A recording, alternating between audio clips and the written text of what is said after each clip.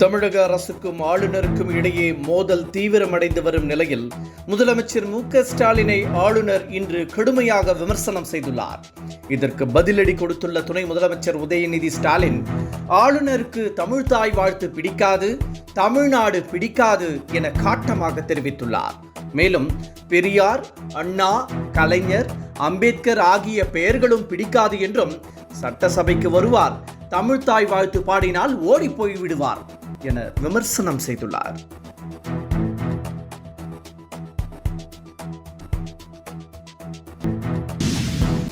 பெண்கள் சொந்த காலில் சுயமரியாதையுடன் நிற்க வேண்டும் என்பதே திராவிட மாடல் அரசின் இலக்கு என முதலமைச்சர் மு.க.ஸ்டாலின் தெரிவித்துள்ளார். தமிழக மக்களுக்கு பொங்கல் வாழ்த்துக்களை தெரிவித்துள்ள முதலமைச்சர், இந்தியாவிலேயே பெண்களின் பாதுகாப்பில் முதல் மாநிலமாக தமிழ்நாடு திகழ்வதாக பெருமிதம் தெரிவித்துள்ளார். எனவே பொங்கல் திருநாளன்று இன்பம் பொங்கும் தமிழ்நாடு என ஒவ்வொரு வீட்டு வாசலிலும் கோலமிட்டு தைமகளை வரவேற்போம் என கேட்டுக்கொண்டுள்ளார்.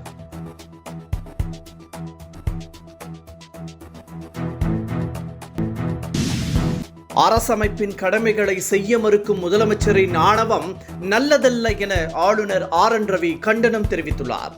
முதலமைச்சர் செயலுக்கு கண்டனம் தெரிவித்துள்ள ஆளுநர் மாளிகை வெளியிட்டுள்ள அறிக்கையில், அரசமைப்பின் அடிப்படை கடமைகளை செய்ய சொல்வதை அபத்தம் என கூறும் முதலமைச்சரின் ஆணவம் நல்லதல்ல என தெரிவிக்கப்பட்டுள்ளது.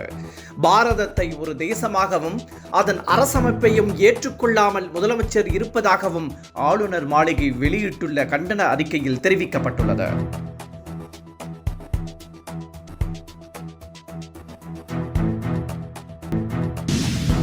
கேந்திரிய வித்யாலயாக்களில் பொங்கல் விழா நாளில் தேர்வுகள் அறிவிக்கப்பட்டுள்ளதற்கு மார்க்சிஸ்ட் கம்யூனிஸ்ட் கட்சியின் எம்பி சு. வெங்கடேசன் கண்டனம் தெரிவித்துள்ளார். கேந்திரிய வித்யாலயா பள்ளிகளில் 6 முதல் 11ஆம் வகுப்புகளுக்கு பொங்கல் பண்டிகை நாட்களான 16, 17, 18 ஆகிய தேதிகளில் தேர்வுகள் அறிவிக்கப்பட்டுள்ளன.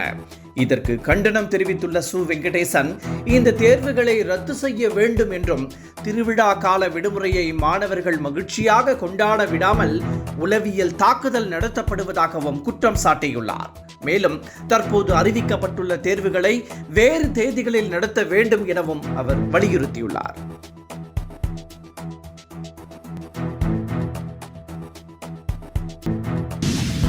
பெரியார் கூறியதாக சில இழிவான கருத்துக்களை சீமான் தெரிவித்ததை அடுத்து நாம் தமிழர் கட்சியில் பிளவு வெடித்துள்ளது. பெரியார் குறித்து தொடர்ந்து தரக்குறைவான வார்த்தைகளை சீமான் பேசி வருகிறார். இதற்கு கண்டனம் எழுந்துள்ள நிலையிலும் அவர் தொடர்ந்து அதனையே பேசி வருகிறார். இதனால் நாம் தமிழர் கட்சியில் பிளவு வெடித்துள்ளது. அக்கட்சியின் ஒருங்கிணைப்பாளர் ஜெகதீச பாண்டியன் சீமானுக்கு எதிர்ப்பு தெரிவித்துள்ளதுடன், அவர் பேசிய கருத்துக்கள் அவரது சொந்த கருத்துக்கள் என்றும், கட்சியின் கருத்தல்ல என்றும் தெரிவித்துள்ளார். சீமானின் பேச்சு இந்துத்துவா வளர்ச்சிக்கு உதவுமே தவிர தமிழ் தேசிய வளர்ச்சிக்கு உதவாது என்றும் ஜெகதீச பாண்டியன் தெரிவித்துள்ளார்.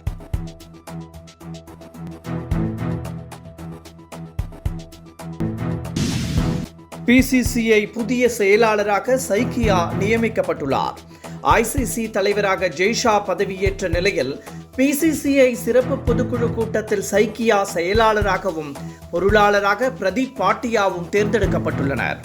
முன்னாள் கிரிக்கெட் வீரரான தேவஜித் சைக்கியா அசாம் கிரிக்கெட் சங்க துணைத் தலைவராகவும் இருந்துள்ளார்.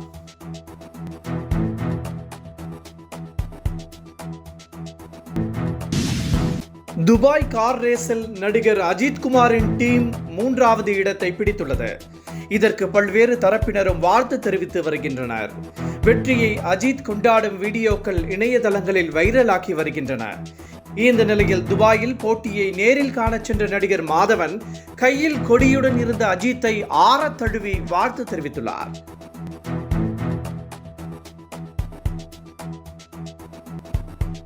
என்றும் உங்களுடன் மை இந்தியா. முக்கிய செய்திகளை உடனுக்குடன் தெரிந்து கொள்ள சப்ஸ்கிரைப் பண்ணுங்க, பெல் பட்டனை பிரஸ் பண்ணுங்க. என்றும் உங்களுடன் மை இந்தியா.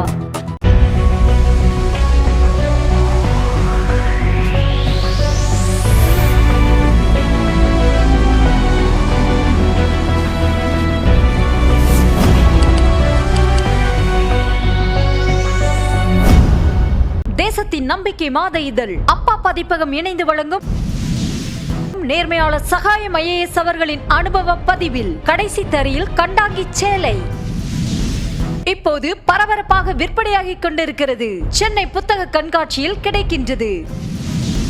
புத்தகத்திற்கு உடனே அழையுங்கள் 701002 9823 9315 77173 மற்றும் 8925917667.